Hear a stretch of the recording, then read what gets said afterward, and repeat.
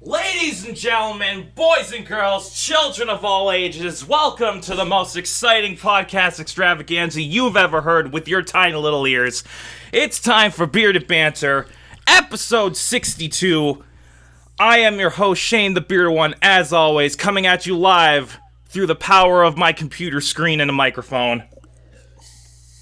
And I am joined today by an all-star cast of boys and friendos. So, without further ado, I'm going to introduce them. First, as always, is my lovely co-host, Matt Legion Rex. How are you today, Matt? I am doing quite well today, Shane. That is amazing. And our special guest for this week is my son, my boy, my child, the man that I grew from birth, raised him into a respectable weeaboo. Ladies and gentlemen, please welcome Josh. Hello, yes, I am Son. I feel a little out of place because I don't have a beard, but we can just put one on my face. We'll draw how do you think I feel every time I shave? I'm like, do I give the channel up, or what do I do? Rename the channel Beardless Gaming Network. Sad Beardless Gaming Network. Like, once every 2 months, just rename the channel for, like, a week or two. And then change it right back. Mm-hmm. Literally, like, after you shave, you do not upload any videos for, like, 2 weeks, and everyone is just like, what the hell happened? I just wait until my beard is back in, and then I just, like, bulk upload. Perfect. So anyway, welcome to Bearded Banter, episode 62. We're here to talk about some goddamn video games, as we always do. So, as we always do on the show, we're going to start with roughly half an hour of general gaming discussion, just talk about the games we've been playing recently and other things that we want to mention. And then from there, we will go into our news section, which we have about 10 stories to cover, so it's a pretty beefy section this week. So if you boys are ready, we can start. I've been ready since you did your intro, Shane. So, I've been ready since I came out of the womb. Shane's womb. Yeah, I wasn't gonna say it, but it's true. You know who isn't ready though? Fucking Spencer. Oh. Yeah. So Spencer was supposed to be with us today. Spencer was supposed to join us today, but he's asleep. I believe he's sleeping. Yes. So, we're not going to wait for him. We're going to get right into the general discussion. Starting now. So, let's start with Josh, because Josh has been playing a game recently that we are all very fond of. Yes, Call of Duty World War II. I love Call of Duty World War II. I have to learn to not drink my water when people talk. It's historically accurate. Oh, is it? But no, all fucking around. I've been playing Nier Automata. It's my first entry into a Platinum game, so It was kind of weird getting used to it, but it was actually fucking fun as hell. And story-wise too, man. I really love my story-heavy games, and this definitely delivered. Okay, let me ask you a question, Josh. Sure. Have you played Devil May Cry before? No, I have not. Okay, well, I was going to say, because Hideki Kamiya directed Devil May Cry, and then went on to Platinum to do all those different games, like Bayonetta, Vanquish, all that crap. Yes. So, cool. I was going to say, if you've played DMC before, you've basically played a Platinum game. But no, it was my first entry into any type of Platinum game. I haven't played Bayonetta, DMC, anything like that. So when I played it, I was like, holy shit, this is It was fun. There was a lot of going on, though. It was a very interesting combat style. Isn't it great, though? Oh, it is great. The combat style I was used to was the Bloodborne engine, which... Holy shit, that's all things considered is completely different. Oh, it's completely different, but that was the only type of live action, I would say, because you have stuff like Final Fantasy, which is turn-based. Mm-hmm. Real-time fighting, a real-time combat. It's real-time combat. Yeah. And I was only used to the Bloodborne engine, so I wasn't used to all the shit going on when I was playing that game. But it was definitely worth it. I think I finished with 30 hours. Yeah, that sounds about right. 30 hours, I got A to E. Really like the endings. 9S, obviously, best boy. Best boy. Best character. Best girl, though. Best girl? Best girl is obviously 9S. 9S is best boy and best girl. Best girl is obviously Pascal. Come on, guys. You know Pascal's actually a boy. You know what? I'd like to think differently. I do too, because the voice actor for Pascal is Alexis Tipton, who is a Goyle. That's like... Although, you know here's what? the thing. That doesn't affect me. So I... Yeah, that's true. Me neither. I like Pascal. Pascal was actually a cool character. Well, that's the thing. It's like... It's kind of weird. It reminds me a little bit of... Of course I have to bring this up. It kind of reminds me a little bit of My Hero. And I'll explain why. Because in the manga... you guys know 13, right? 13. 13? So in 13 in My Hero. The space. Oh yeah, Space Hero. Yeah. In the manga, 13 is classified as male, but then in the anime, female. They made him female. So that kind of reminds me of the whole Pascal thing, because Pascal sounds like a girl, but it's actually a boy. Yeah. And then in the manga for My Hero, they retconned her to be female anyway. So my guess is that Horikoshi just made a mistake. Yeah. 13 had a female voice actor, though, didn't he? Yeah. Yeah. And it's like they totally didn't try to make her sound like a male either. Oh, totally. It was very obviously a female. I'll check the voice actor right now. But it's like that's just something that reminds me of the Pascal thing. It's like portraying the character as a gender that they actually aren't. You know what? Which I don't understand. I don't understand why they do that. It's just weird. I don't know. 13 was voiced by Morgan Berry. Let's see. Who's Let's look up that filmography. Let's look up that wonderful cast list. Ooh, Spencer was here. He would love it. She voices in Love Live. Of course. It's almost like Spencer's cancer. It's almost like the name Hill is synonymous with cancer. Really doesn't look like a lot of there's really not a lot of voices whatsoever. Probably because she's recent. Yeah, most likely. Anywho, other games. Tropical Liquor I just bought. What the fuck is that? Do you just drink fucking coolers the entire game and get Tropical drunk? Liquor is an H game done by Sayori, who's the same artist that's all I need to know. Who's the same artist for Nekopara, which, as you boys know, I love my Nekopara. I didn't know. I couldn't guess. Wow, who could have guessed it? Who'd have thought? Go on. Go on. Been replaying Dark Souls 3 because when I had to flash my computer, I lost my save and I was very salty. You don't upload your saves to the cloud? Nope. Of course, on Steam it doesn't have the magical cloud. Wow.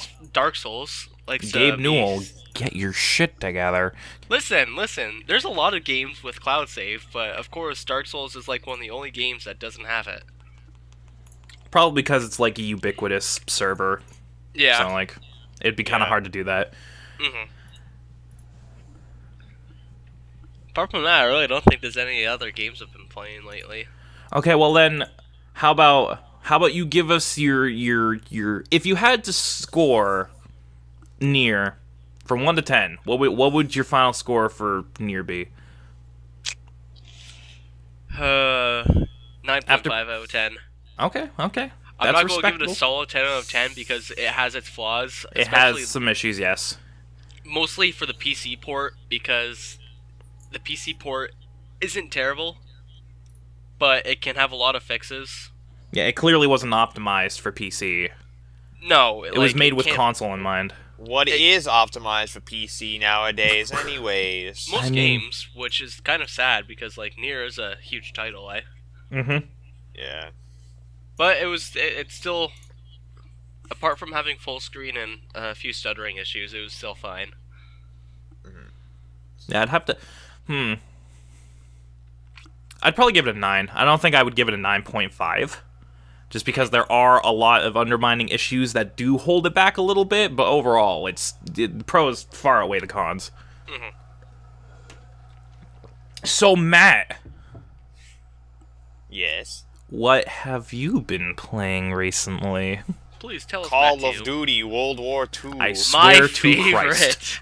My favorite. No. I have been playing a total of jack fucking shits.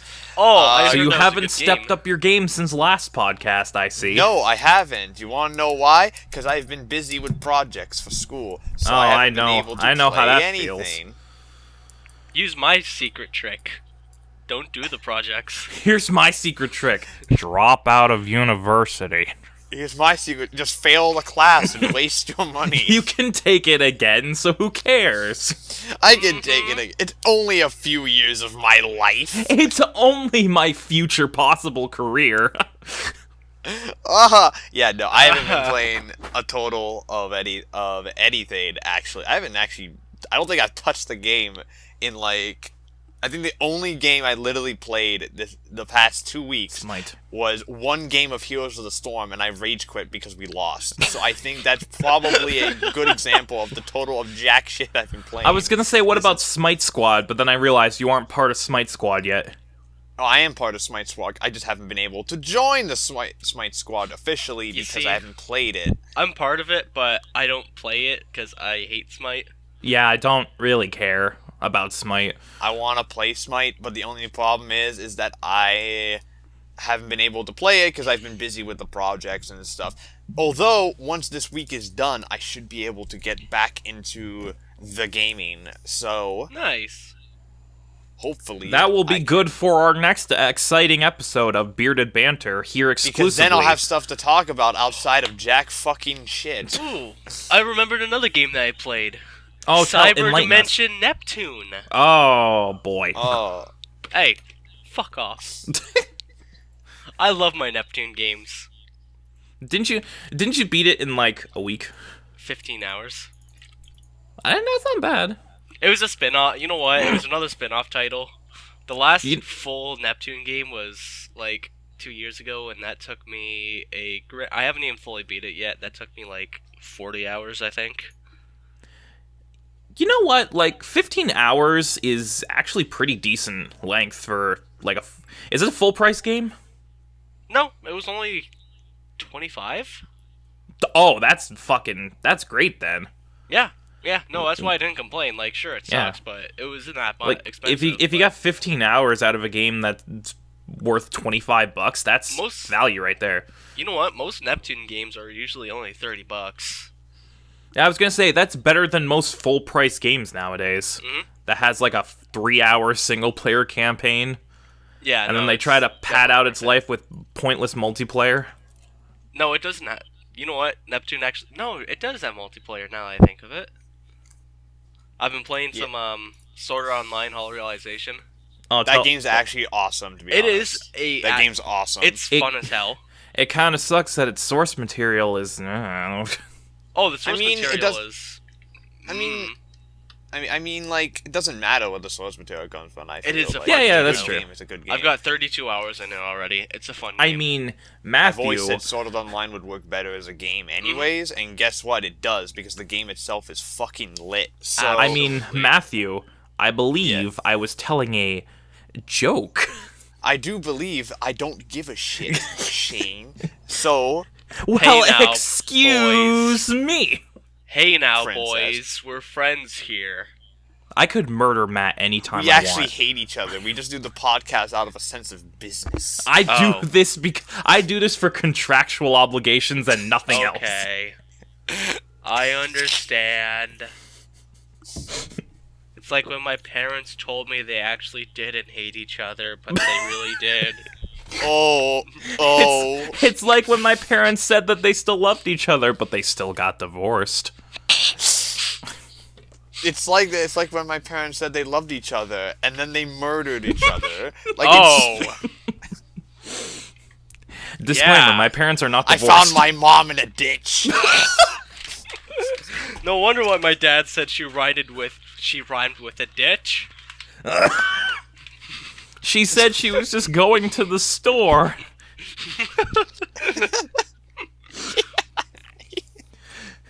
And then Dad came home with the cigarettes, and I'm like, "Where's Mom?" And he's like, "You don't have a mom anymore." Oh well, she didn't give me my Christmas money, so. She was the cigarette. Why? I lit her on fire. And just like I do with all my cigarettes, I tossed her in a ditch. Oh my god. This show's about video games, boys. Yeah.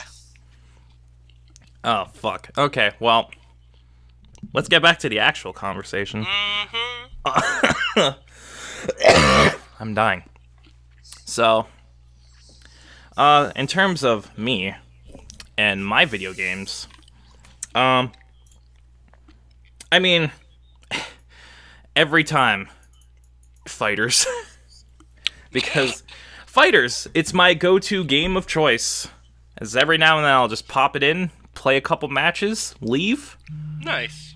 You know, it's just always a good game to go to when I'm bored and have nothing else to do. But aside that, I'm sorry, what were you going to say, Joshy boy?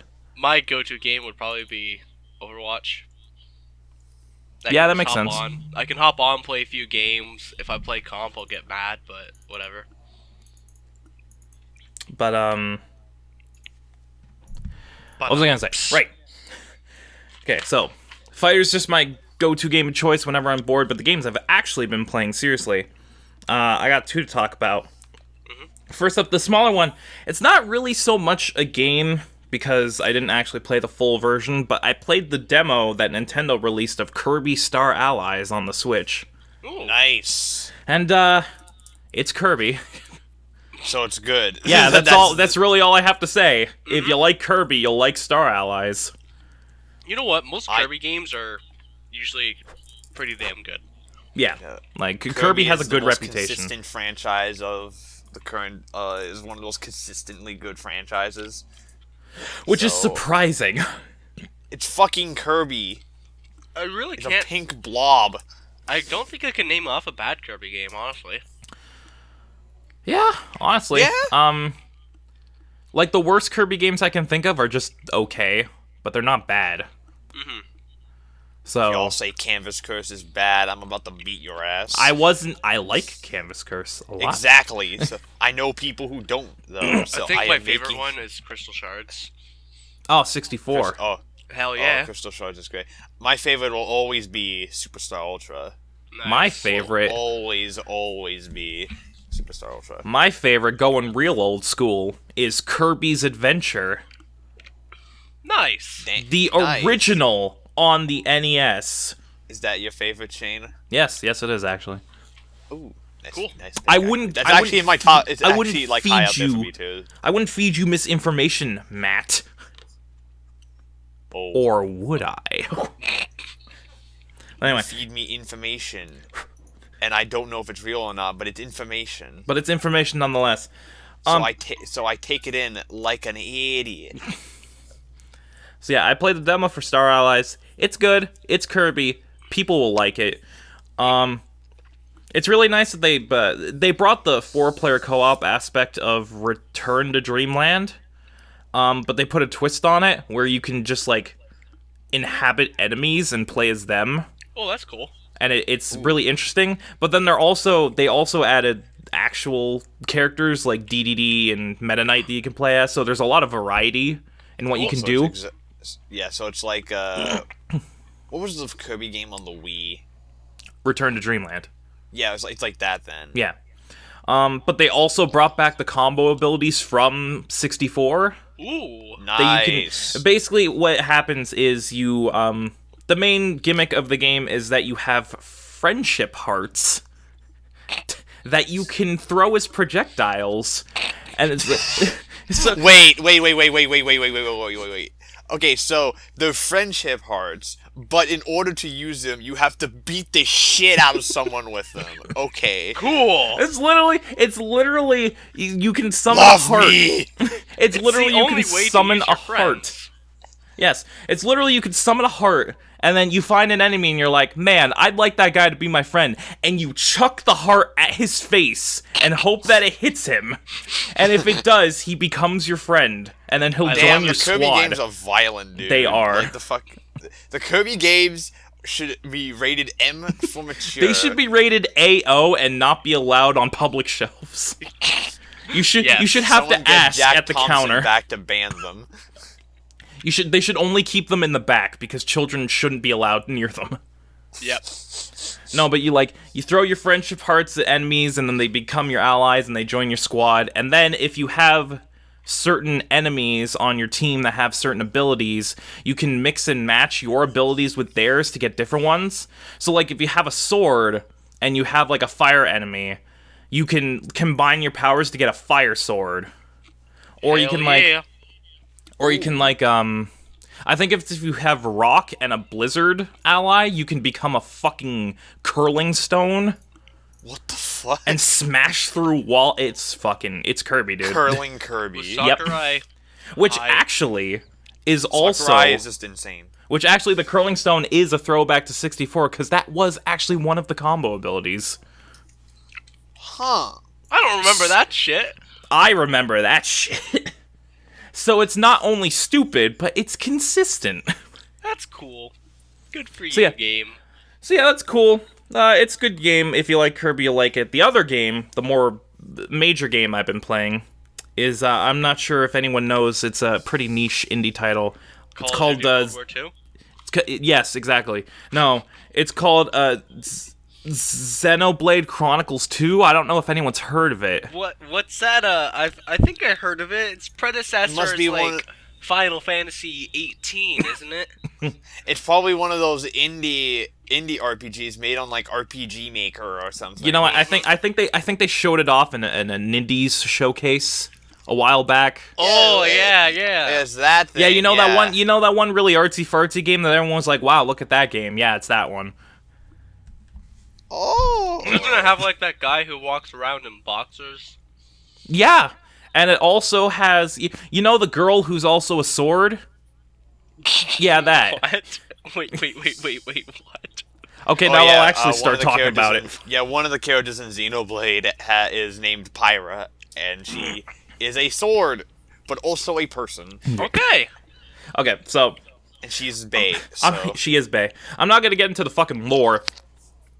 All you have to know is that there are people called drivers, and they're, like, extremely skilled combatants who can use blades, which are people who can enhance their abilities, but at the same time, they're also their weapons. Soul Eater?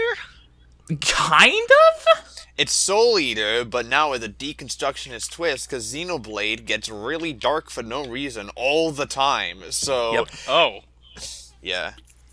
All you need to know... I'm not going to spend too much time talking about Xenoblade, because we could probably spend an entire podcast doing that. Yeah. But it's fucking great. Cool. And I wasn't sure what to think about it at first, because it has an automated combat system. Ooh. Because, literally from the get-go, they're like, hey, we're going to teach you the combat system. By the way, all of your attacks are done automatically. So there's that. But actually, once you get further into the game, you actually learn more of the mechanics. It actually becomes pretty deep. Because you have your auto attacks, which are your basic combos. But then once you get your blade, there's this tether that connects the two of you, and if you do better in battles, your attacks get more powerful.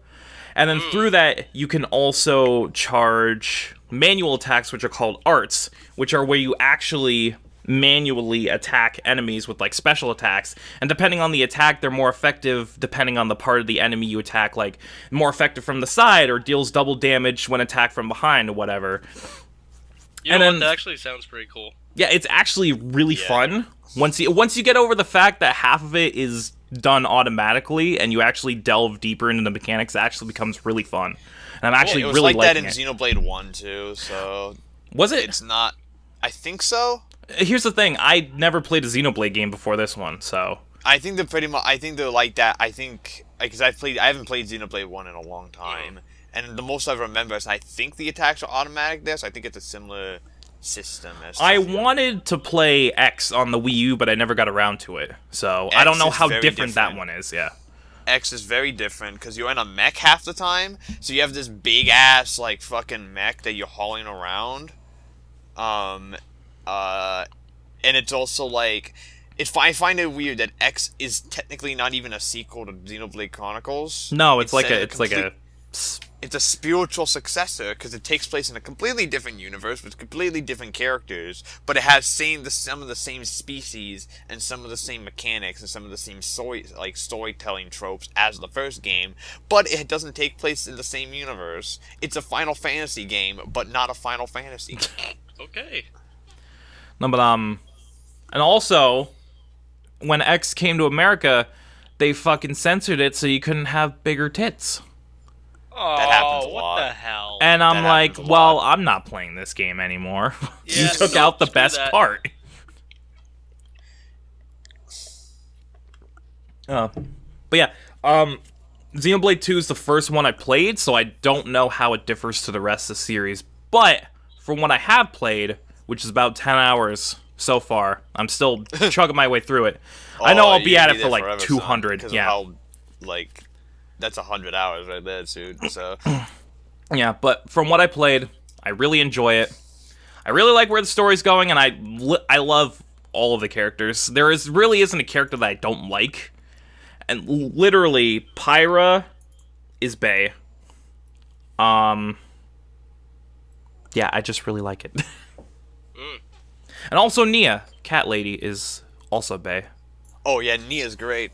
Also, can I ask? Yes. I'm gonna ask Matt, because I know Josh isn't very versed in Xenoblade, but that's fine. Why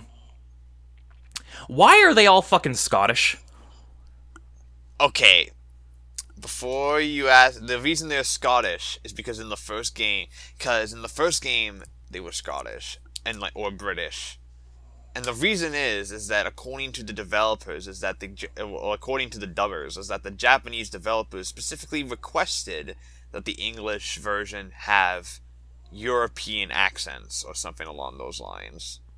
It was a specific request from the Japanese because they wanted it to take place in like a medieval European fantasy style setting or stuff like that, so they wanted to be authentic.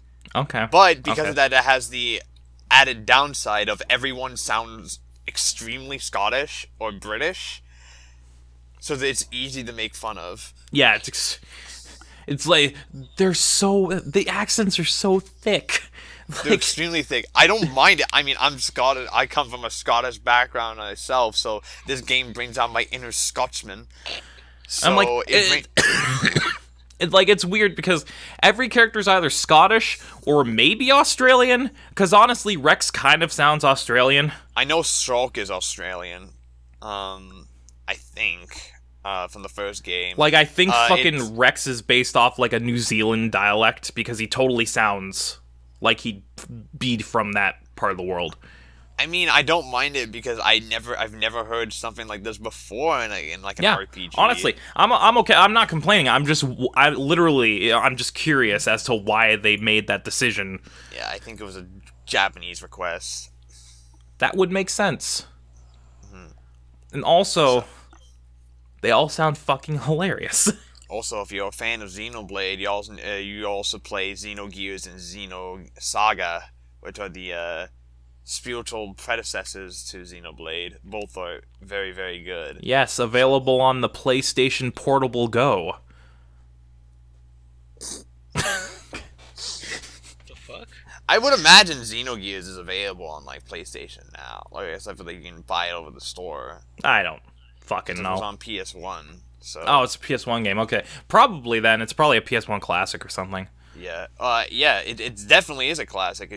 People should play it more because it's kind of revolutionary in a lot of aspects. Just like Call of Duty World War II. The best game ever made. The absolute modern day classic. Yes. Exactly. Okay, well that's all I've been playing lately. So, unless any of the boys have anything else to say, we can move on to our news section. Well, I have like a meme that's game related that I think Go on. me and Father will appreciate. Here at Bearded Banter, we very much appreciate a meme-centric culture. If you take a look in the podcast in just a few seconds, my meme shall be posted. I will make sure that it is on screen. Lord. It will be on the screen for all of us to appreciate. Of course. And immediately I regret everything as I look at this meme. I mean, that's surprisingly wholesome. Exactly. For being Doki Doki. Why do you think I posted it? Because it's wholesome and Natsuki's best girl. Natsuki is best actually girl. Best girl. I agree. Unlike anyone who says else different can fucking fight me. Unless someone else who thinks Monica is best girl. Spencer. Oh wait, he's asleep. Also, Natsuki is great at baking. Yes, she is. She's such a good baker. She is really cute. She likes cupcakes. How can you not love her? She's precious. Oh, and she's very talented. Mm-hmm. We must protect. Natsuki is a trap. Talented young woman, really cute, awesome at baking, and precious in every single way. Indeed. And she's 18, so we won't have the FBI at our door. Whew. Anyways. Good. Anywho. Now if there's nothing else to mention. Yeah, I got nothing else, so. Okay. Now we can go on to our news section. And since we were talking so much about Call of Duty World War II available now on PS4, Xbox One, and PC. Wow. Why don't we start the day off with some Call of Duty news? Because that's always exciting. Oh, God. Last podcast, we talked about the Black Ops 4 announcement and how the logo is literally the stupidest fucking thing I've ever seen in my life. Mm-hmm. And this week, we have some different Call of Duty news. I'm pretty sure you both know what I'm about to talk to, but there have been rumors and reports recently that a Modern Warfare 2 remaster is on the way. Nice. But we got some more news. This article comes from GameSpot. Call of Duty 2 Modern Warfare remaster on the way, but won't have multiplayer. Not nice. If they do Let me read the article. They're going to piss off all the fans. Let me read the article. Following Call of Duty 4 Modern Warfare's remaster a couple of years ago, many fans thought that the Modern Warfare 2 remake would be right around the corner. Although nothing has yet to be officially confirmed, new reports suggest that the Modern Warfare 2 remaster is finally on the way. First reported by Call of Duty enthusiast site Charlie Intel, then later independently confirmed by Eurogamer, the Modern Warfare 2 remaster is in development and will be significantly cheaper than Modern Warfare Remastered. Both Eurogamer and Charlie Intel assert that Modern Warfare 2 remaster will cost around $25, while Modern Warfare 1's remaster costed $40. The report also asserts that the game will not feature multiplayer, which is likely the reason for its lower price point. We do not know yet why Activision won't include multiplayer. One completely speculative reason could be that the publisher hopes to avoid splitting the player base among too many different Call of Duty titles. The game will apparently launch on April 30th, well ahead of Black Ops 4's October release date for PS4 and Xbox One. Neither Eurogamer nor Charlie Intel have reported whether or not it will come to PC. Oh, you're fucking kidding me. April 30th. That sounds not right. I don't believe that. Not coming to PC. Are you trying to piss off the fan base? Okay, not gonna lie, this report sounds kinda fishy. This sounds shady as fuck. It's BS. It's BS, and plus, it's not even a true report, it's one of those, according to rumors type of fucking... Listen, disclaimer, everyone take this with a grain of salt, this is all just speculation. Listen, if they don't put it on PC, they'd be pissing off such a huge fan base, because COD is rooted... in PC to start off. Well, yeah, the first game started on PC, so yeah, that's where the series started. I think, though, despite the fact that it might not be on PC, which is obviously a huge detriment to its overall success, why wouldn't it have multiplayer? Exactly. Like, why? I still think it's going. I still think it's going to have multiplayer. I just think this article is complete bullshit. Like, yeah, in I my think opinion, the most popular multiplayer game in general, was Modern Warfare 2. I think most people can agree that it was their best COD. Yeah, I agree. It's my favorite. Shane, I can hear you that. Shane's favorite is the first Modern Warfare. Yes, like a bitch. I will respectfully disagree that Modern Warfare 2 was the best title in the series. My personal favorite is COD 4, but that's fine. I know that a lot of people's favorite is Modern Warfare 2. So I feel like if they were going to give it the remaster treatment, they would have to do campaign and multiplayer to satisfy everyone. And the fact that there are reports, in air quotes, that speculate that it might not include multiplayer, I see literally no logical reason why they would cut that portion out, because you're basically gutting the entire game there. So I just found I was looking around on Steam. I just found a Call of Duty pack. The Call of Duty franchise collection. $1,119. Bruh. Here, I'll send you my credit card information in side chat. You buy that for me, okay? Gift it. Sure. All $1,900 for every Call of Duty game, and every DLC for every Call of Duty game. That's just a lot of money, man. Fuck. That's so much That's money. stupid. Kind of Man, like that, this that, report that is is half stupid. a semester of tuition. See, I love COD because did you say half a semester of tuition? Yeah. I fucking wish, dude. My semester is $5,400. 5,400. Mine's like fucking for 3,500. Listen, they like to bend me over and just fuck me. Oh. That's exactly what they do, man. I mean, they do that to all of us, but They really do. The school's just like sucks in general. Don't go to school, kids. yeah, drop out and play video games for a Be living. YouTubers. Become a YouTuber. If the League of Legends community has taught us anything, you can get paid millions of dollars for sitting on your ass and playing a game for 16 hours a day. If the League of Legends community has proven that you too can be a toxic piece of shit and not get any repercussions from it. Don't forget the Overwatch community, which teaches you to be a salty piece of shit. I mean, where's the lie? So anyway, final thoughts on this article, boys. Bullshit. Bullshit. Yeah, It's hot. It's hot bullshit. I doubt it. I really doubt it's real. Because nothing in the article, I'm like, where's your sources? And they never name a source. Like, if it was coming out April 30th, we'd already have a whole bunch of speculations, YouTube We'd have a trailer. We'd have a trailer. We'd have an official release. Like, we would have heard something by now if it's coming out next month. This is an article who's like, we need clicks. This. Now, if it actually were to happen, we'd just all be sitting there like, well, fuck. If it actually is happening this year, it will release alongside Black Ops 4, like they did with Infinite Warfare.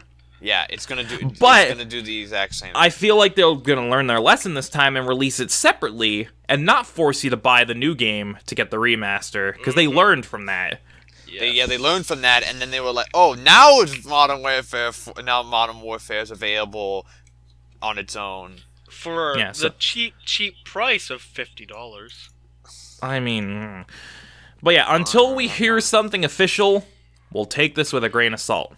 Mm-hmm. Moving on, let's talk about some Nintendo stuff, shall we? We want Goku. I'm gonna save that for later, but I'm gonna start with this article, which is really interesting. I believe I showed this to Matt yesterday, but people have been clamoring for Nintendo to release a version of the left Joy-Con with an actual D-pad. Oh, yes, this. Yes. So, really? Article from Polygon. Hori is making a left Joy-Con with a D-pad. with several catches. Hori is making a left Joy-Con controller for the Nintendo Switch that features a cross-button directional pad in lieu of the stock Joy-Con's 4 buttons, but it comes with some serious drawbacks. The first is that it appears to be available in Japan only, but even if it does come west or if you import it, there are several functions on the Switch it does not support. Notably, it only works in handheld mode. Meaning you can't slap this and the right Joy-Con into the Joy-Con grip and play off the TV, nor does it work for local multiplayer. So it's completely worthless. Even playing in handheld mode loses more features on the left side. No HD rumble and no gyroscope. And there's no SL and SR button use, or the sync or player LED light, but these are on the side of the Joy-Con that is docked on the Switch. You wouldn't need to use them anyway. Oh, and it only comes in dark blue, so it may not match your Joy-Con colors. Basically, this thing's a gutted piece of shit, and you shouldn't buy it. This thing is worthless. I mean, I wasn't even complaining about the Joy-Cons to begin with, but, like, at the same time, like, why? Basically, don't give Hori your money for this clearly lazy product. Yeah. It's like, okay, let's go over. A, it might only be available in Japan. B, you can only use it in handheld mode, so you can't use it in tabletop or TV mode. It doesn't have rumble. It doesn't have motion controls. It doesn't have LED indicators. It doesn't have shoulder buttons. I don't understand who came up with this concept and was like, yes, that's perfect, release it now! Does it run Crysis? It could... maybe it got gutted so bad so it could run Crysis. Maybe the D-pad will form into a small screen that can play Crysis. Yep. Oh my god. Maybe it can actually... the Switch is being prepped to run the greatest game of all time, Call of Duty World War II. World at War 2. I was about to say World at War. That's gonna be the secret. That is the game right after Black Ops 4. It's World at War 2. They really should though, because World at War is actually fun as hell. Also being developed by Treyarch next year. 2 Treyarch COD games in a row. Move over, Infinity Ward, you pieces of shit. I wouldn't complain because Treyarch actually knows what they're doing. Yeah, Treyarch, I feel, is now the best. Treyarch has made nothing but Black Ops for like the past 10 years. Basically. Let me think. Black Ops 1, Black Ops 2, Black Ops 3, Black Ops 4. Black Ops 4.5, the Black Opsoning. Oh my god. But yeah, Listen, Black Ops 5 they're going to do, and it's just going to be 5 Eyes again. It's going to be 5 Eyes. It's not going to be a V. It's going to be 5 Eyes. We already discussed this. It's going to happen. But, going back to this article, the only reason I put it in the news section is because I want to bring attention to the fact that this product is literally scamming you. Yeah. So don't fucking buy it. There are probably cheaper, better ways to put your own D-pad on a Joy-Con, and you can still have all the features. Yeah. So don't give Hori your money. They are worthless pieces of shit that made a worthless piece of shit product. Moving on, shall we? So let's move on from that news to other news. Yeah. More Nintendo news. Let's talk about the Indie Spring Showcase that they had last week. Oh yeah, I didn't watch this, so I'm in the dark. Article from Polygon. Nintendo Switch and Indie Spring Showcase 2018 trailers and release dates. They announced a bunch of stuff. I'm just gonna shotgun through all these announcements. Mark of the Ninja Remastered, which is coming out in the spring. Fantasy Strike, which is like a weird fighting game, I believe, coming out in the summer. Just Shapes and Beats, which is like a rhythm-based platformer, coming out in the summer. That sounds cool just by the name of it. Garage, which is being published by Tiny Build, the people who did No Time to Explain. It's a survival horror-style game coming out in the spring. Pool Panic, which is a collaboration between Nintendo and Adult Swim Games. What? It is a billiard platformer game where you control a sentient pool ball and you play pool. This sounds exactly like something Adult Swim would do. Yep. Coming out later this year. Okay. Probably the best one, personally for me, Bomb Chicken, which is I love it already. Bomb Chicken is an absurd action platformer that has you, unsurprisingly, playing as a bomb-laying chicken. You play as a chicken that lays bombs instead of eggs. This is Bomberman, but with a chicken. Use your bombs to defeat enemies and solve puzzles when the game launches first on the Switch in the summer. It's Bomberman, but with a chicken. Yeah. Luminous Remastered, coming out in the spring. I never played Luminous, so I have no idea what it actually is. Neither have I. Reigns, King and Queens, which is like, it's weird. It's like, it's... How do I explain it? Reigns is like Tinder in the medieval times. Okay. Made into a video game. Okay. It comes out in the spring. Lightfall, which is a platforming game, comes out in the spring, timed exclusive for the Switch. West of Loathing, which is a really weird RPG thing, but with stick figures, comes out in the spring. Pode, which is a co-op puzzle game, launching in the spring.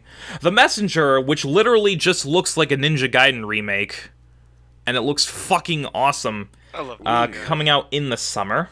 Ooh. Bad North, which I believe is a tower defense game, comes out in the summer. And then the final announcement was that the Banner Saga 3 is a timed exclusive for the Switch, coming out in the summer. I love Banner Saga. I'm excited for that. So, as always, Nindy showcases aren't usually as star-studded or packed as actual directs are, but the lineup of games they showed were actually really interesting. I mean, some standouts. Mark of the Ninja Remastered. I know Matt was excited about that. Oh, yeah. Because love Mark of the Ninja was a great game. Oh, I love Mark of the Ninja. Just Shapes and Beats looks cool, like a rhythm-based platformer. The fucking Bomb Chicken game, I will buy day one. I don't even care. A couple of remasters here, which was interesting, and then fucking... The Messenger is probably the one I'm most interested in, because it literally just looks like Ninja Gaiden. Yeah, I love Ninja Gaiden. It literally looks like a new Ninja Gaiden, but in the style of the 8-bit ones. And, oh yeah, I forgot, it also has a gimmick, kind of like Adventures of Pip, if either of you guys recognize that. It switches between an 8-bit and 16-bit art style. Ooh. On the fly, because there's time travel involved, and it's interesting. Banner Saga 3, obviously. That's a huge announcement. Timed exclusive on the Switch. Ooh, yeah. Yeah, Banner Saga's great. If you haven't played Banner Saga, I highly recommend you do that. The question is, are the first two games coming to the Switch? Who knows? But also, there was one more announcement that Nintendo made after the Nindy showcase, which I don't understand why it wasn't a part of it. But they also announced, which to me is the biggest announcement, is Hyper Light Drifter is coming to the Switch. Ooh. Finally. That's a game that would fucking fit on the fucking Switch. It's like, I have been clamoring for Hyper Light Drifter to be on the Switch for a while now, and it's finally happening. It comes out in the summer. I don't get why it wasn't part of the actual showcase, because they announced it afterwards, but it's happening, so who really cares?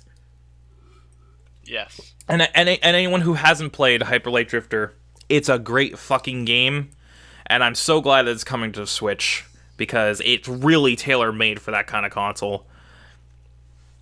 So yeah. I'm very happy about that. Boys, all right. Thoughts on these Nindies? Yeah, and I looked it up. Banner Saga 1 and 2 are both coming to the Switch this year. So they're doing like a trilogy thing. That's cool.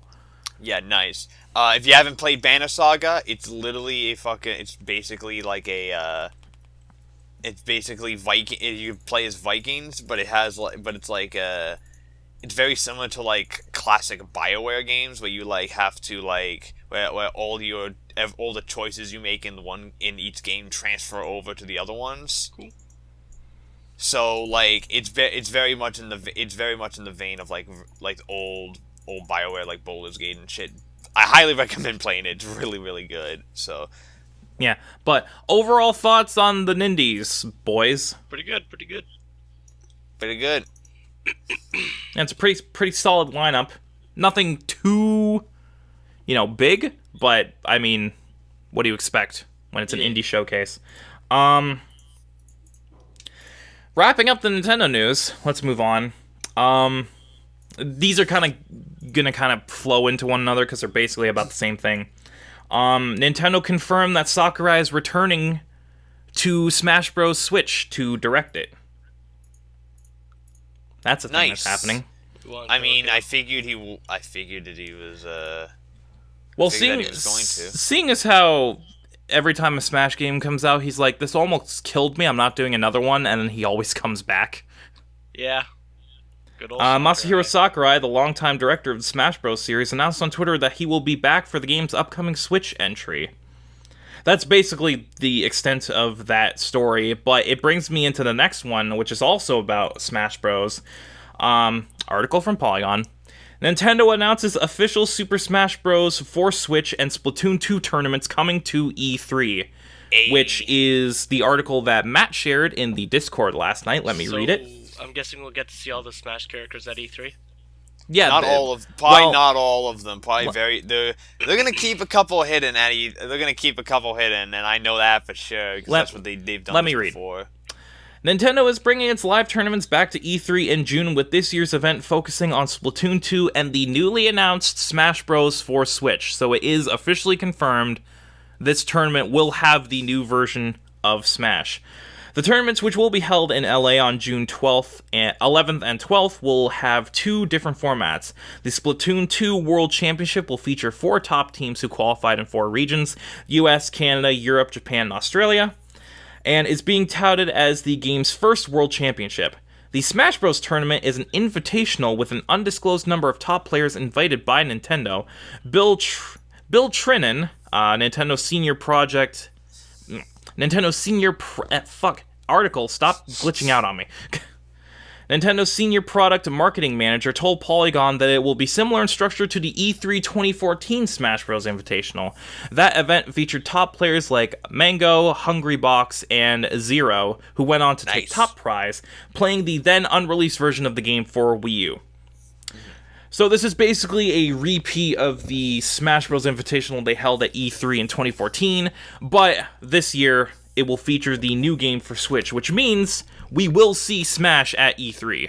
Cool. I think my guess is that last time they did this, they were very coy about what characters they revealed, because when they did the Invitational, it was before they showed the big trailer that showed off like Mega Man and all that stuff. Then they'll probably, most likely they'll do that again, but they'll at least get to show off the new engine, which I'm sure a lot of people are looking forward to. Yeah, they're going to be very coy about which characters they show. More than likely, if they show it off, we're not going to see a character selection screen. We're just going to see the character to keep people jump right in. Yeah. Which is very sneaky.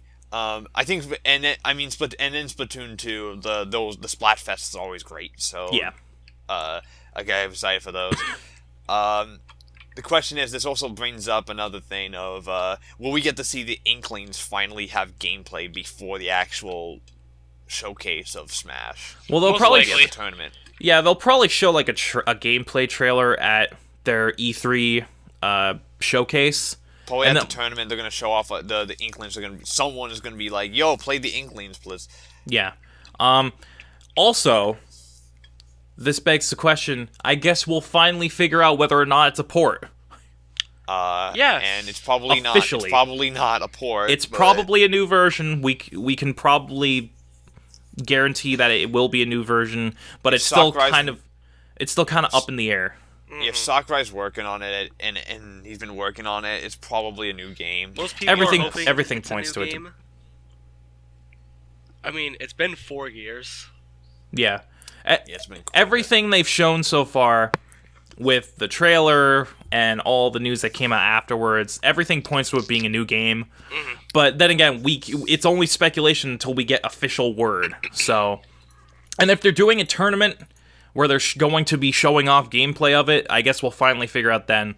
It's most likely going to be a new game, so whatever. But we won't know until we see it. Yeah, I think most fans will be sad if it isn't a new game. Yeah, if it's a port, I feel like a lot of people are going to be disappointed. If it's a port, the type is going to die down to the point where no one's going to care. Yeah. Because the Wii U version is still going strong. Oh, the Wii U version is great. I mean, it's going to be at EVO again this year, so... So, yeah. Now, if it's a Switch version and brand new, well, bye-bye Wii U version. Oh, yeah, that thing's getting thrown in the fucking trash. Like the Wii U itself. Like the Wii U itself, which I still have. Now, I still have, but I won't probably for much longer. I still have my Wii U. I want to play Mario World, Super Mario 3D World on it though, so that's why. Speaking of Smash, the new Smash, characters we want. Donald Trump. I think I've gone through... We've mentioned this last time. I've told Shane my top 10, the definitive top 10 list. Yes, please, son, give us your definitive top 10. For characters you want in Smash. You ready for this definitive top 10 list? Number 10. The definitive. Number 10, Goku. Number 9, Goku. Number 8, Naruto. Number 6, Goku. Number 7, Luffy from One Piece. Number 5, Goku. Number 4, Vegeta. Number 3, Goku. Number 2, Naruto. Number 1, Shrek. Shrek is obviously number 1. Shrek is always He's been requested since the days of Super Smash Bros. Melee. So God damn it. Okay, here's my top 10 definitive list. Ready? Number 10, me. Number 9, me. Number 8, my dog.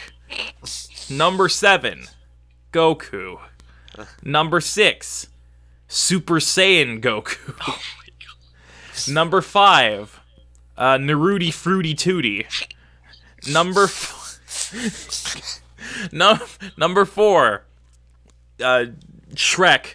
Number 3, the squirrel played by Steve Carell from Over the Hedge.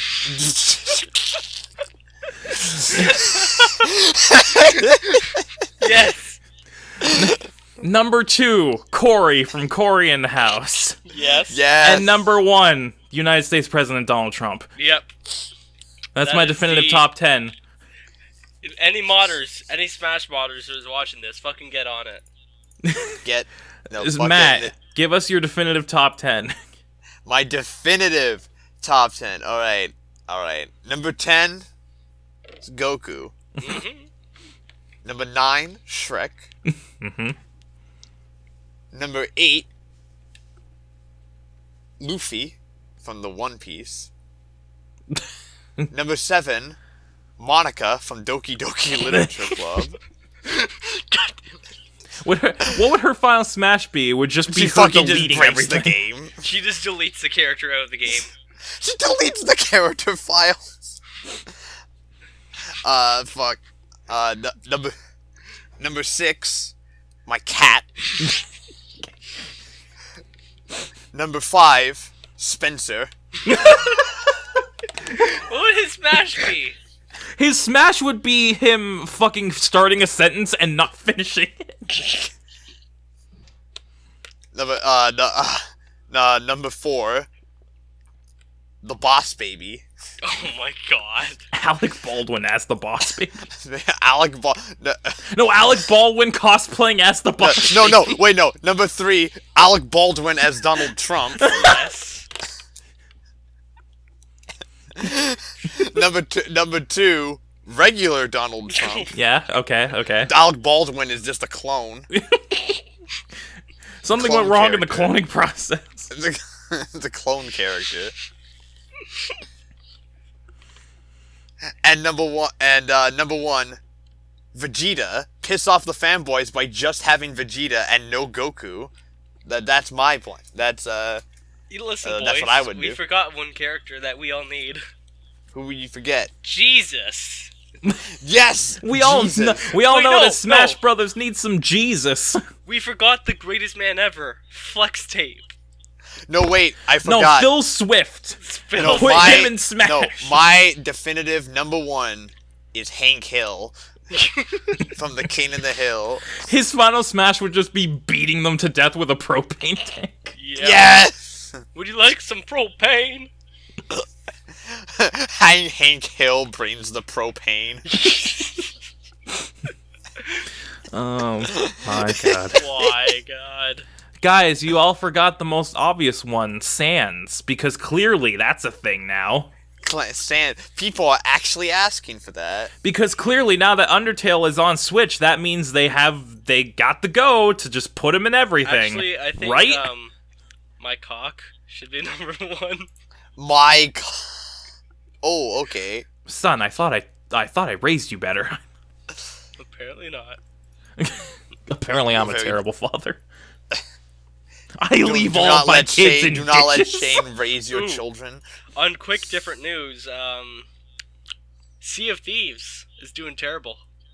Oh yeah, I didn't even bother putting it in the list of stories to cover because I'm like, everyone knows that Sea of Thieves is It's got like a 49 on failing. Metacritic, dude. It's got a fucking 49. Sea of Thieves is failing miserably, and it's like, wow, okay, the first true Rare game in a decade, and this is what happens. Most modern games, man, are just failing. Yep. Sea of Thieves, the Sea of Thieves is that Rare has the exact same problems that every other big multiplayer game seems to have, and that it doesn't work. Yeah. It's that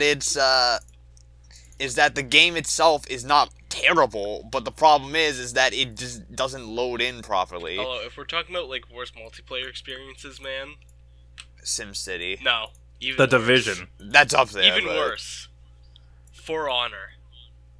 Oh, Jesus Hey guys, Christ. let's not give any servers. You're just going to have to connect to someone's IP, and then you can play like that. Hey guys, we just announced that we don't have online servers for our online game. You have to connect via Ethernet cable directly to the other person in order to play them. Good old Ubisoft, am I right? A 65-mile Ethernet cable is required. Where Ubisoft's only good game is Rainbow Six Siege. Oh, we talked about that on the last podcast, actually. Really? Because we were talking about The Division, because The Division 2 got announced, and we're like, wow, who cares? Yeah, no one cares. Rainbow Six Siege is really their only good game. Well, But anyway, let's get back to the news, shall we, boys? Yeah. Does anyone want some Tomb Raider news? Ooh, yes. Sure. Okay, so you sound unenthusiastic, son. I really don't play Tomb Raider. That's fine. You should fix that. You should fuck off, Matt. I'll play with Order on my podcast. I'll play what I want when I want. You're not my dad. I'm his dad. You need. Oh no. Are we seeing a possible family breakup today on the Bearded Banter? I'll just do what I do with the rest of my dad, kids. But Matt, you are no longer my father. Oh no. That's right, cry, you little bitch. Fucking order in my court, children. Anyways, let's get to that Tomb Raider news. Okay, Tomb Raiders. So, Shadow of the Tomb Raider was rumored and then revealed, but now we have an official release date. Cool. So this article from GameSpot. After a number of rumors and leaks, Square Enix has finally confirmed that the next Lara Croft game will be Shadow of the Tomb Raider. The company also announced that the game's release date is September 14th. Cool. It will come to PS4, Xbox One, and PC simultaneously, rather than being a timed exclusive to Xbox One like the previous game. They learned their fucking lesson. Square Enix says that the game will be Lara Croft's defining moment as she becomes the Tomb Raider, but few other details are known about the project. A full reveal has been dated for April 27th, and fans will be able to try the game out early at one of 3 events by registering at the Tomb Raider website. A teaser trailer has been released in tandem with the Tomb Raider movie, so that's a thing. Cool. getting on that Tomb Raider hype. Yeah, go see Tomb Raider when it comes out in theaters. It's already in theaters. It's already out in theaters, and apparently not that bad. So it's apparently pretty average. You know, cool. It is a movie that exists, and you can watch it if you so desire. You can watch it if you so desire. You could probably do far worse. But you could also do much better. You could do much better, and by much better I mean go see Black Panther for the 4th time. So just do that. But Matt, do you want to tell us something? I want to tell you guys that I love these new Tomb Raider games, and I'm very excited. Yes, I am very much a fan of this new Tomb Raider Considering series. that they've mentioned that this is where she becomes the Tomb Raider, I'm guessing this is going to be the last one in this little series. This seems like it's rounding off a trilogy.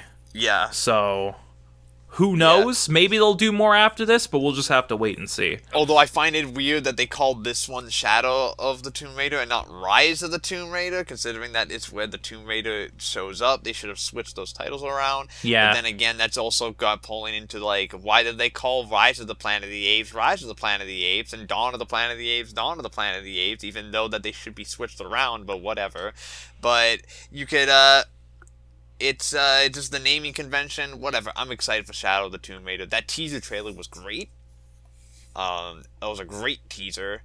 And I'm very, very excited to see how everything wraps up. And I hope it continues the very strong quality that the past 2 games have given us. Let's hear Josh's opinion, seeing as how he's not a big fan of Tomb Raider.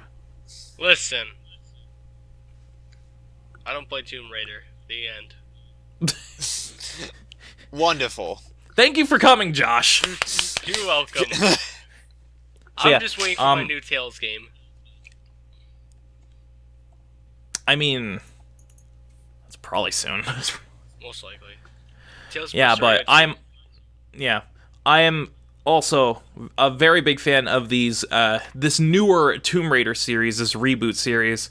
Honestly, I like these games more than Uncharted, and that's a very unpopular opinion, but it's one I very wholeheartedly stand by. Yeah, I never played Uncharted either, so, you know. In my opinion, I think that these new Tomb Raider games are better than Uncharted, just because I feel like the gameplay is more refined than Uncharted. When it comes down to narrative and characters, I feel like the characters in Uncharted are better just because they're more... Not that they're more fleshed out, but I feel like the cast of Uncharted is more entertaining. But that's because it's supposed to be, because Uncharted's more of a campy adventure style thing. Whereas Tomb Raider, Laura and her friends, they're all more fleshed out emotionally. Because these new Tomb Raiders are surprisingly dark and have a lot of emotional themes behind them. So yeah, they're definitely someone described them as the Dark Knight trilogy for Tomb Raider, and I think that's a very apt comparison. I think it's because when you take something it's very much in the vein of the gritty reboots that have shown up nowadays, but it is actually a gritty reboot done correctly. And that's a rarity. Yeah, because so in my humble opinion, I like these new Tomb Raider games more than Uncharted, just because I feel like story's more involved, the characters are more, they resonate more with me, and they show a lot more deeper facets of emotion and all that crap. I wouldn't go so far to say that I like them more than Uncharted, because Uncharted is something truly special. Yeah. That's why I said, I think that the cast in Uncharted is better just because they are more so damn entertaining. Likeable. Yeah. Yep. But I feel like every other aspect of Tomb Raider is done better than Uncharted. I feel Uncharted has better villains than Tomb Raider, though. I'm mostly talking about the actual game, Matt. Oh, true. I think that the gameplay in these new Tomb Raiders is better than Uncharted. I'm just going to leave it there. They're very similar, so... But anyway, that's cool. The Shadow Tomb Raider is coming. It's surprisingly earlier than I thought most of us expected. September. That's interesting. But let's move on. Does anyone play Soul Calibur? I've played a little bit, and by a little bit, I mean a little bit of Soul Calibur 2, all the way back in the day. Well, shit. Yeah, I'm gonna keep quiet on this again, because, Yeah. Does anyone play The Witcher? I play The Witcher. I love The Witcher. I have Witcher 3 with 2 hours on it. Well... only 2 hours onto a game that's like 10,000 hours. So... Well, what do you do when you combine The Witcher and Soul Calibur? You get Geralt as a guest character in Soul Calibur 6. So Geralt is the guest character for this game. Alright, I'm interested. I'm gonna read this article from Kotaku. Geralt's coming to Soul Calibur 6. After plenty of speculation and guessing, a new trailer shows The Witcher's Geralt of Rivia will be in Soul Calibur 6 after all. Last week, CD Projekt Red's community manager teased on Twitter that for the first time ever, Geralt might appear somewhere else besides a Witcher game. Soul Calibur 6 seems like the likeliest choice given that the series' penchant for pulling in odd characters, ranging from Legend of Zelda's Link to Yoda and even Spawn. Bandai Namco's latest trailer for the game confirms the cameo and shows the Witcher doing battle with Mitsurugi and others. So that's a thing. Geralt's coming to Soul Calibur. I haven't played a Soul Calibur game since 4, which was... God, that was 10 years ago at this point. I feel fucking I remember old. That shit. Well, fuck. So, I mean, it's cool, but at the same time, I don't really play Soul Calibur anymore, so I don't really care. But I mean, it's an interesting choice. It makes sense in the context of the actual game. Yeah. The enthusiasm is off the charts right now. Here's the thing about Soul Calibur. I'm not the biggest fan of Soul Calibur, so I don't care. So, like, this does nothing to me. But I do find it interesting that out of all the fighting game franchise, I think Soul Calibur gets the most creative with the characters they bring in. Like, this is the only franchise I can think of where Geralt from Witcher, Link from Legend of Zelda, and Yoda from Star Wars are all in the same franchise. And I know there's people who love Soul Calibur, so I think the people who love Soul Calibur are probably freaking the fuck out, and I'm happy for them, but I just don't care that much about Soul Calibur. Like I said, the last Soul Calibur I played was 4, and that was in 2008, and I remember playing that game like almost every day online with my friends, and then it just kind of dropped off. I know 5 came out couple years ago, but I never got around to playing it. So I haven't played a Soul Calibur game in like a decade. So I don't see why I would jump back in with 6. I mean, Geralt Geralt isn't enough of an incentive for me to jump back in. So it's cool that he's there, but whatever. Also, I want to bring to attention this fucking thing that Josh posted. Yeah, I was going to buy it, but they don't ship internationally. Well, it's on the screen. It's a Natsuki keychain, and it's adorable. It's fucking adorable. I love it. It's adorable, man, but it doesn't ship to Canada. That's unfortunate. It's only $9, too, man. I know, it's so cute. Salvato, get your shit together. I mean, they say they're going to ship soon, but, man, I can't fucking wait. Well, back to the news. This is one I don't really care about because I don't care about the game in question. But article from Polygon. Days Gone delayed to 2019. Who cares? What the fuck is that? Okay, Days Gone. It's a PS4 exclusive. Sony announced it. Oh, is it that zombie one? Yes, it's the zombie one. Yeah, no one cares. Okay. Yeah, I don't care. I literally just brought it up because I'm like, oh, it's news, I guess. Yeah, it's news, possibly. But I literally don't give a shit. Does anyone have any words on it? LOL, no. Okay, moving on. I just thought I would mention it because, hey, it's something. I mean, considering I forgot it. Yeah. That's more than enough of an indicator. Moving on, is anyone familiar with the platinum record artist Drake? Oh, God. Oh, it's this news. It's this news, boys. Yeah, I know what we're talking about. So. It's this news about a guy I don't care about playing a game I don't care about. So, let's read it. Yeah. Polygon article. Drake sets records for his Fortnite Battle Royale Twitch debut. Oh yeah, God. this. Tyler Ninja Blevins is a Twitch streamer whose profile has risen rapidly alongside the massively popular Fortnite. Between February 22nd and March 3rd, Blevins gained more than 50,000 subscribers. And while hundreds of thousands of people tune into Fortnite streams every day, it's not every day that one of the world's biggest musicians joins them. At its peak, Ninja's stream with rapper Drake had over 635,000 concurrent viewers, surpassing Dr. Disrespect's previous non-tournament record of 388,000. The all-time Twitch record is held by E-League Major Boston 2018 with over 1.1 million concurrent viewers. Ninja also reportedly gained more than 90,000 subscribers, which amounts for a total of at least $250,000 a month for revenue for Ninja. The event was reportedly the top 4 trending topics across US simultaneously for Drake, Ninja, Travis Scott, who also joined, and Fortnite in that order. Pittsburgh Steelers wide receiver Juju Smith-Schuster also hopped in later in the stream. So yeah, the gist of it is that Drake hopped on this random dude's Twitch stream, and it got a lot of viewers. That's about it. Yeah, this is gonna do wonders for the streaming community, that's for sure. I hate Fortnite, it will. Just saying. Yeah, I have to agree with Josh. I'm really not a big fan of Fortnite.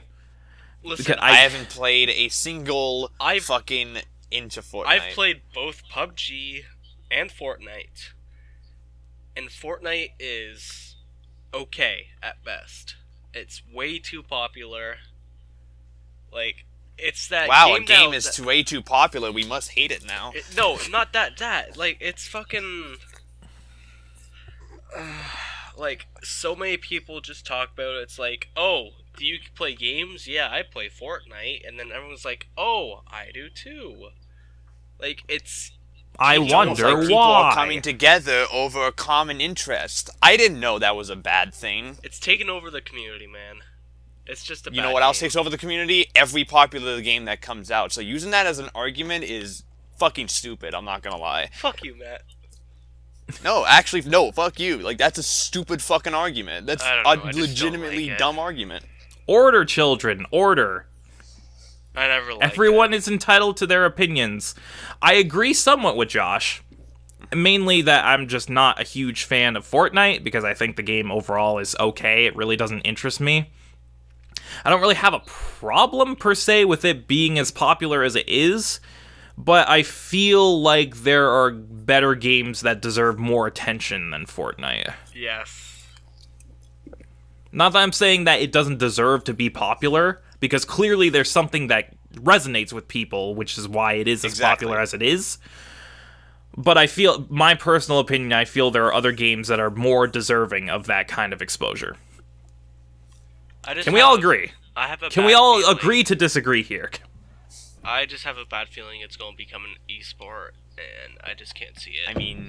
I mean, every game is becoming an esport nowadays, so personally that's a non-issue to me, so... Can we all agree, though, that PUBG is kind of shit? No. I don't like PUBG, though. I don't like PUBG. I enjoy PUBG. Yeah, I really don't like PUBG. That's fine. That's fine. Josh can like it if he wants. The optimization on PUBG is garbage. Oh, yeah, it is. Oof. Garbage. Always been garbage. They haven't fixed it. They say they're trying to fix it, but it's... I mean, they actually... I'm going to disagree with you on that. They actually have put a lot of fixes into it. And it still runs like shit. It still does. Well, it's like, Unreal Engine 4. What do you expect? Unreal Engine 4. Well, then don't use an untested engine for your game. Then use one. If it can't run properly, don't fucking use it. Like that's my argument. Wait until you know it actually fucking works. Yeah, but UE4 has also been tested before. And if they can't get it to work with UE4, then that's on the developers. That's on them not being, good enough to fucking use it. So, This got surprisingly heated. Yeah, it did. It did. Everybody, let's just take a deep breath. Let's come together, sing Kumbaya. Let's calm down, guys. It's just video games. Just video games? Well, yeah, I can't talk because I want to make this my fucking career, so whatever. But anyway, yeah, the Drake stream happened with Fortnite. That blew the fuck up. I agree with Matt that this is probably going to do wonders for the streaming community. Yeah. It's gonna give Twitch a lot more exposure that it very rightfully deserves. It's been getting some heat lately, man, like especially with the real life stream. I'm not familiar with that, so I can't comment. Okay, so Twitch has a stream area IRL. Okay. Which is just not playing games or anything. It's literally just streaming yourself. Yeah, okay. And it's all right, but a lot of it is, I hate to say, it's a lot of cam girls. Yeah, that makes sense. They show up everywhere, not just on Twitch, but just everywhere. Which is a big problem. Like, it really annoys me that, like, you know what? Use your body however you want, but I don't know. Especially, like, I personally I don't care. So yeah, I mean, if you don't pay attention to it, then it's like whatever. Yeah, it's literally, it means nothing to me. Everyone has their own opinions. Yep. We can all agree to disagree, and we're all still friends in the end. Yeah. Okay, now that dumpster fire is out of the way, wasn't expecting that bullshit. Let's move on to our final news. It's kind of final. I mean, they both involve Sega, so. Oh, hey. I'm gonna read the first one, which is kind of unrelated, and then we're gonna get into our final news, which is the kind of biggest news of the day, even though it's kind of, we'll get to it. So Sega recently announced that they are releasing a Sega Genesis Classics Collection, which is a compilation of over 50 different Genesis games. And Sonic. Like Sonic. For PS4 and Xbox One, being released on May 29th. But it's not being released on the Switch. Or the PC. So, let's read the Polygon article. Sega Genesis Classics heading to consoles, but not PC or Switch. Sega Genesis Classics will bring more than 50 of the best-known Sega Genesis games to PS4 and Xbox One on May 29th, Sega announced. But Nintendo Switch and PC owners are distressingly excluded from that lineup, as many Sega fans are pointing out on the company's Twitter. While demands for these versions are of pretty much any game ever run rampant, it hurts that Sega Genesis Classics won't hit either platform, especially in terms of the Switch release, when Sega Genesis games were one of the benchmarks of the Wii's Virtual Console. So there's a bunch of games on this thing, over 50 things. I won't get into the details. Basically, the gist of it, it's only being released on PS4 and Xbox One, and I think that's stupid. That is pretty stupid. Listen, if you're going to release a game, make it, like, for every platform. Like, you're going to get, it's just if it's business sense, man. If you want to get it's not if it's not an exclusive, it should be released on everything. Yeah. And the fact that this isn't, and like, especially in terms of the Switch, this game would work perfectly on the Switch. Like, it's just another one of those things that seems like it was tailor-made to be on that console, but the Sega's like, lol, no. It would work perfectly on a PC, because you could get a Genesis controller and hook it up to your PC. Yeah, you could get, like, a USB Genesis controller and just hook that up. Or you could get, like, an SN30 Bluetooth controller and use that. That would work perfectly too, but Sega's like, lol, no. Fuck you guys.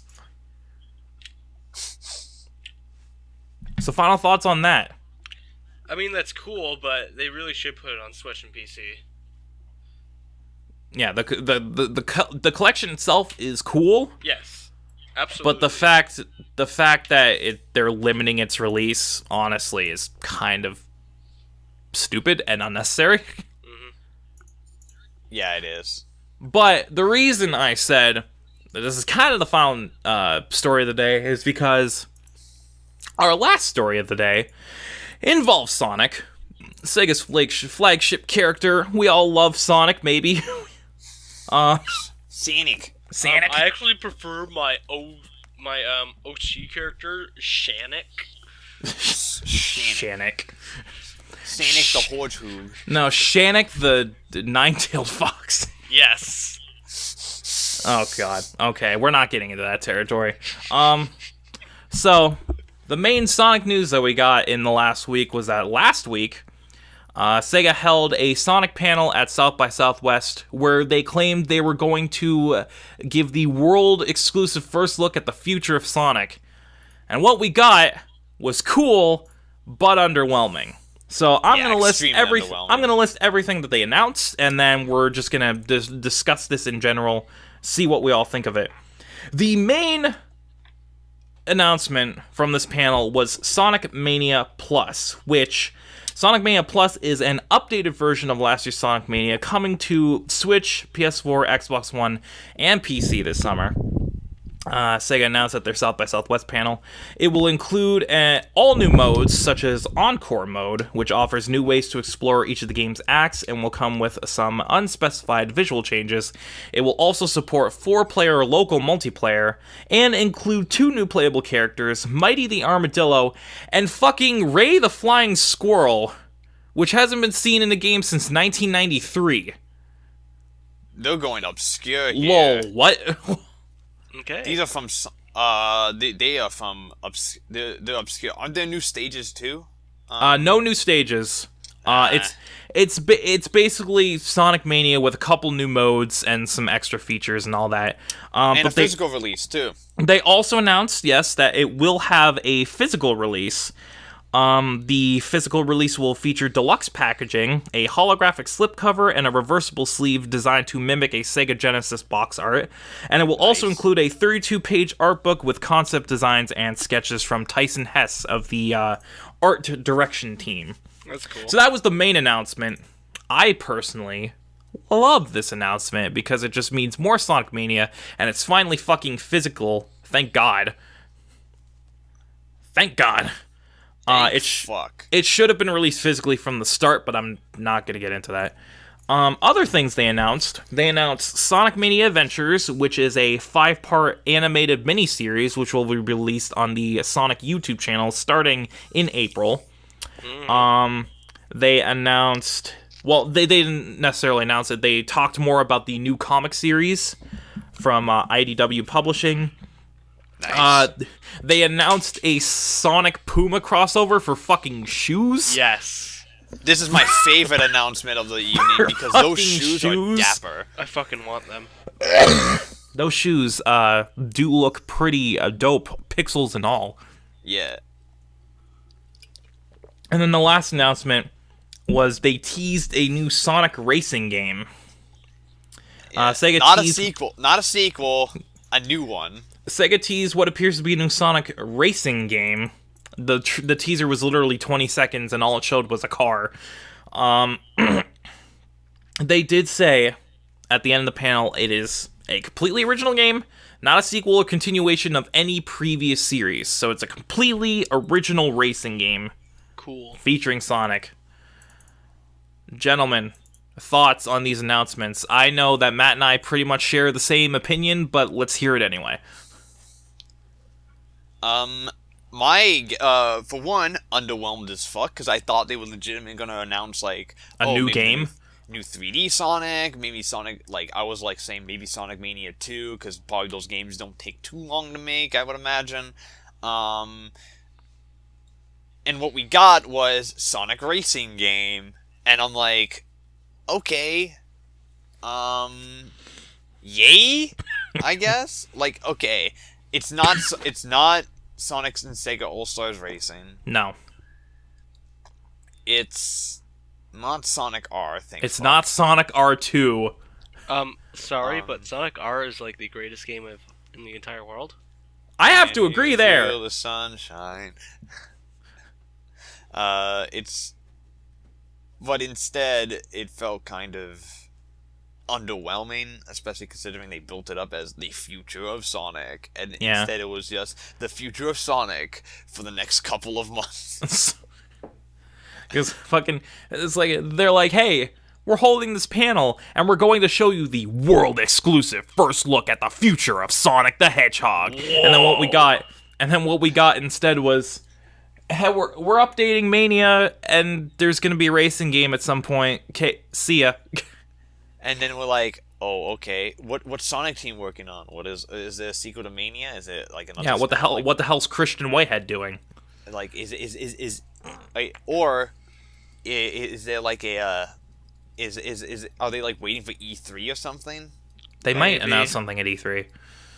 E3 is going to be big this year, especially considering that there was news yesterday that I don't think we had covered that Cyberpunk 2077 is coming to E3. Right. I forgot about that.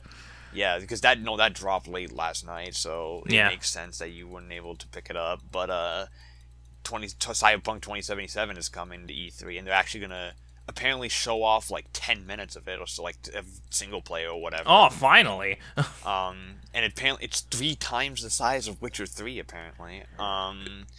So and it's absolutely massive. It's ridiculous. I'm excited. But I love CD Projekt Red. But anyways, getting back to topic, I think that it was extremely underwhelming, and the fact that the best announcement they had was shoes. I think that should tell you a lot about the how underwhelming it actually was. Yeah. Yo, we got shoes. Wasn't bad. Nice to know these things, but at the same time, I expected a little bit more. Yeah, especially when they fucking hyped it up to be, yo, this is the future of the series. Everything is depending on these announcements. And then we got, yo, DLC and shoes. Yay. I mean, I'm glad that they're finally releasing Mania physically, because I've been clamoring for that ever since the game fucking came out. The Mania Adventures animated series looks really cool, because who doesn't love more of that animation? I can't wait for Sonic the Hedgehog registers his vehicle at the DMV. Put it on screen. Yeah.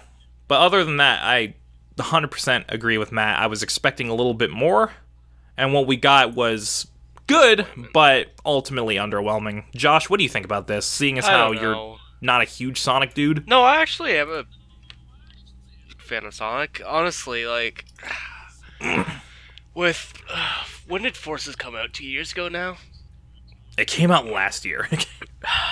Like, it was good, but they really do need to release, like, a new 3D game that'll actually make people go, like, holy shit. Like, you know what? Even if they remastered, like, Adventure 1 and 2, like, can you imagine how well that would sell? I think the only new game that would get that kind of reaction out of the fan base is if they finally announce Adventure 3, and they're never going to do that. No. Which sucks, because it really is one of the better Sonic games. I'm not going to say it's the best, because there's a lot of good ones out there. It is definitely not the best, but it is definitely one of their... It holds up relatively well, it's one of their better ones. I mean, Adventure 2 is horribly outdated, but it's still fun to play, for the most part. Oh, God, yeah. Oh, yeah. But yeah, like, I was expecting more, and like Matt can testify for this. I was hyped for this panel because I'm like, oh man, dude, fucking, they're gonna announce something big. Give me Mania 2 right now. I need it. And then they're like, Mania, but not what? It's Mania, but not the one I wanted. But I mean, it's cool. Yeah. Yeah. Much like Sonic Forces, this panel was okay, but underwhelming. And damn, Savage. Honestly, they gotta... Like, I like Forces for what it is. It's a solid 6 out of 10. Like, it's okay for what it is, and I enjoy playing it, but it's definitely not the best thing. Yeah, they tried. There was clearly effort put into that game. But I feel like... Especially after... You go ahead. I feel like especially after this panel, they really need to announce something big sooner rather than later to keep people interested. Like, in my opinion, the last good 3D Sonic game was Generations. Generations, yeah. 100%. Generations was just fucking brilliant. Yeah, the best 3D game, honestly, was Generations. And then they tried to do Generations again with Forces, but it didn't quite work out the way they wanted. They just need to make Generations 2, man. That was what Forces was supposed to be. Just call it Generations 2 and actually make it just a sequel to Generations. That's all you need. Honestly, that's a good question. Yeah. Yeah. Like, honestly, I feel like if they just did Generations, just modern Sonic, no classic, no custom character, nothing, just modern Sonic, and you made it fully 3D, there you go. There's your gold mine right there. Mm-hmm. That's exactly what people want. But they didn't. They didn't do it. They felt like they had to cater to the classic fans at the same time, and then throw in classic Sonic when he didn't need to be there, and make it mostly 2D. And it was. I don't get it because like they had classic Sonic already in Sonic Mania, so they didn't need him. I don't know. Sonic Team. What are you doing, Sonic Team? Like literally. Come on, step it up. Yeah. Step it up. Yeah, come on. But literally, make Generations 2 or whatever you decide to call it. Just make a Generation style game, only modern Sonic, make it all 3D with the boost. There you go. That's what people want. And if you do that, you're good. Mm-hmm. You were good. Just don't make it Forces style gameplay that has no physics and weird momentum. Just make it like Generations. Generations was just beautiful. Generations is honestly, aside from some of the 2D games, is as close to perfect as Sonic could get. I mean, obviously the best Sonic game is 06. I mean, honestly, it's a Boom. Are you kidding me? Yeah, Boom Rise of Lyric. You know what they need? They need to make another Boom game for the Nintendo Wii. I swear to God, if they release Sonic Boom 5. If it's at E3 and they're like, "Yep, we're making a new Sonic Boom," I'm done. I'll be what if they make a new Boom game, which ends up being the Boom that they originally wanted to make before Sega was like, "No, we gotta make this for the Wii U. Downsize everything." Oh God. It's a Boom game, but it actually ends up being really good. Oh my God, could you imagine? Maybe it'll actually save Sonic. But yeah, this panel was underwhelming. I mean, it was cool, but could have been better. It could have been way better. And with that said, that's the last news story. So, unless anyone wants to bring up anything else, we can wrap things up here. Nope. Yeah. No, I think I'm pretty much done here. That's a big no. Yeah, the big ass no. So, with that said, we're going to wrap things up here. Thank you for watching another episode of the Bearded Banter Podcast. I am your host, Shane the Beer One. With me is my co-host, Matt Legion Rex. Say bye, Matt. Bye. You do that every fucking time. Be original for once. Well, my name is Matt, aka Legion Rex. You can find me at youtube.com/Legion Rex. You can also find me on Twitter at twitter.com/Legion Rex. You can also follow him on Twitter. You can also find me on Instagram and as Legion Rex. Yeah, I'm on everything. Oh yeah, you are on Instagram actually. Yeah, I am on Instagram. I haven't posted there in 2 years, but follow me anyway. Yeah, follow me anyway, so that way I have incentives to post. So that way, because who doesn't want to see my boring life? Who doesn't want to see my mundane-ass life in picture format? I mean, me. So, No. but yeah, follow me on all those platforms, and you'll get up to date with shit. With meaningless garbage. With meaningless nothing. Yeah. And joining us is our special guest, my son, my child. I birthed him myself. Josh. Say bye, Josh. Yeah, bye. Yeah, like I got anime to watch, so nice seeing you guys. Oh, we gotta wrap things up here. Hold the fuck up. I'm behind on my schedule by 2 seconds. Like, god damn it, wrap the shit up already. Yeah, this is going by the name Flame Alchemist right now. So yeah, thanks for having me on. It's fun. It's always fun.